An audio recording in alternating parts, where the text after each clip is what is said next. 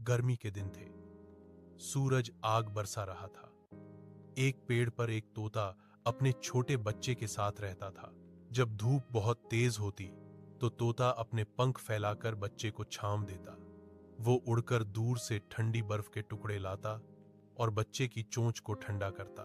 भूख लगती तो वो मीठे आम ढूंढ कर लाता। बच्चा खुश होकर कहता, पापा, आप सबसे अच्छे हो। तोता मुस्कुराता और कहता, प्यार और मेहनत से हर गर्मी ठंडी लगती है मेरे बच्चे।